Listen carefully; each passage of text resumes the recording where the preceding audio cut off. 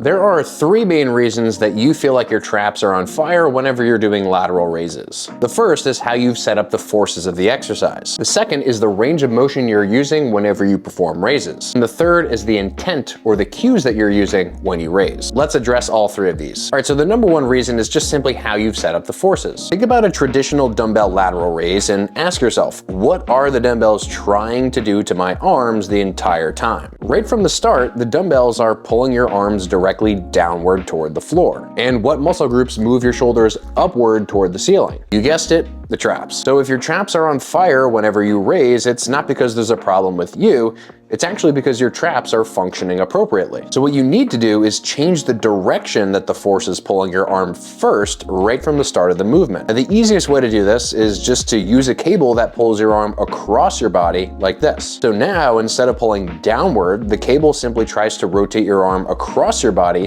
which only the middle delts can actually resist. And if you don't have a cable, you can simply just apply the same exact concept to a dumbbell raise by using one arm at a time. But instead of standing, simply just lie sideways on a low incline bench, and now what the dumbbell does is it smushes your arm into your body, just like the cable lateral raise we looked at. Now, even if you alter the force so that the middle delts are less automatically recruited than the traps, if you don't get these next two things right, you still might feel like your traps are dominating the movement. So that leads us into reason number two, which is the range of motion that you're using. Raising your arm all the way overhead involves movement of bones that are not just the ball and socket of the shoulder. Because at a certain point in raising, your shoulder blade and your collarbone need to rotate upward toward the ceiling. This is known as upward rotation and elevation of the shoulder blade, which the middle and upper traps are responsible for doing. But here's where this fix comes in.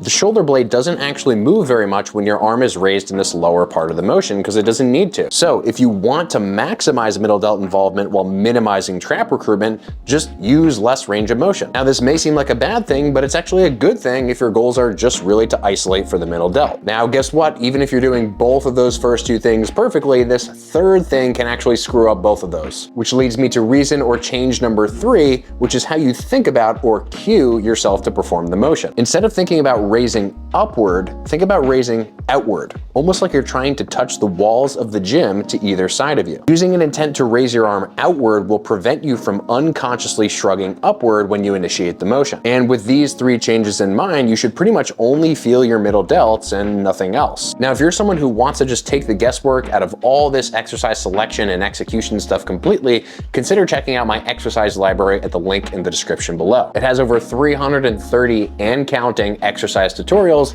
that show you step-by-step how to execute any motion in the gym so that you're no longer confused about what you should be thinking about and how you should be setting things up. And if you're still watching at this point in the video, please make sure you subscribe, and I'll see you all in the next video.